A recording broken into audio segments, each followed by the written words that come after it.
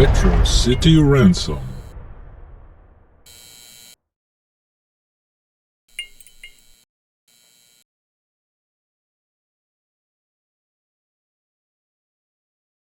Welcome to this quick episode of Retro City Ransom. Today we'll look at how to change the button mappings for your DB15 or USB controllers if you own a Consolized Neo Geo MVS from DJF. I'll be working with the Neo MVH model, which has 2 DB15 ports and 2 USB controller ports. I would expect this to work with many other models from that company too. When I first got my console, there was no manual or instructions, so I had to figure it out myself. Since I couldn't find any information online, I thought a short video might be useful for others in the same situation.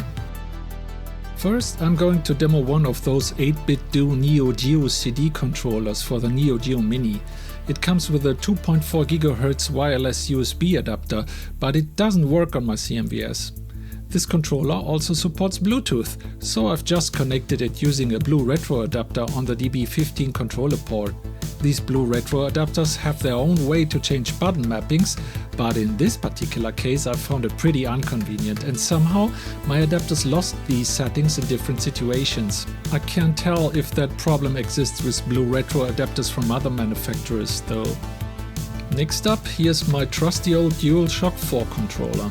I'm going to connect it to the USB port, but it also works just fine with the DB15 Bluetooth adapter you just saw. I've always preferred using this one somehow, even though it doesn't have an Autofire option.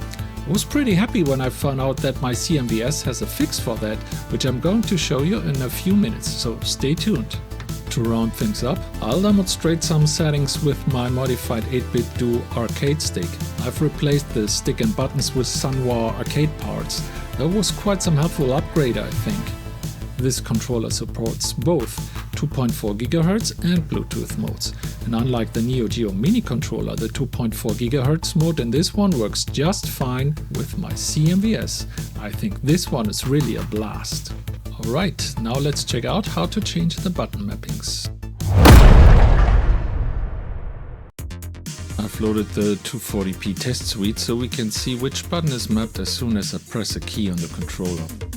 When I first tried the Neo Geo Mini controller, the button mappings didn't match the labels printed next to the controller keys like this. To change this, all you need to do is to press Start and select, and then one of the 4 fire buttons to cycle through the different mappings. So in this case, pressing Start, Select and D immediately fixed the issue. It works almost the same with other controllers. Now I'm going to connect the DualShock 4 via the USB port, but the blue retro adapter also works just fine. I think it's pretty funny that you can use controllers through both the DB15 and USB port at the same time, even for the same player. Okay, now let's test out a few configurations. Most Neo Geo users already know that pressing Start and Select brings up the Unibias in-game menu, but I just wanted to mention it for anyone who might not be familiar with it. So please just ignore the black menu that pops up.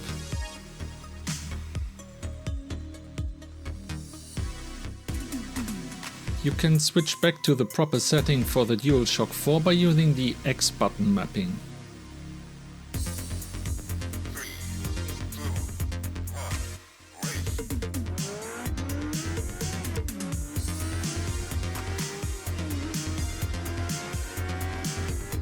Let's quickly check out a nice little extra feature here. You can turn Autofire on and off for each button individually by just holding down Select and the desired button.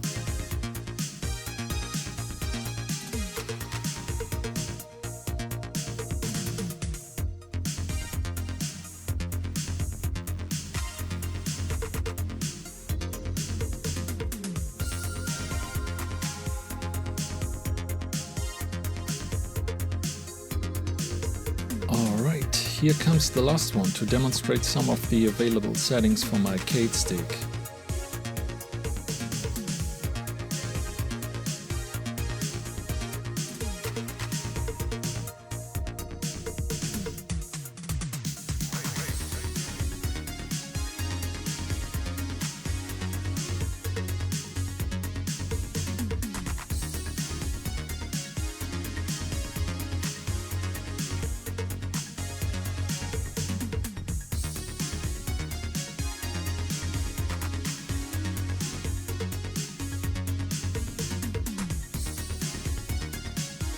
So that was it for today. I hope my little video here was helpful or at least somewhat interesting for you, and I look forward to welcoming you back next time right here on Retro City Ransom.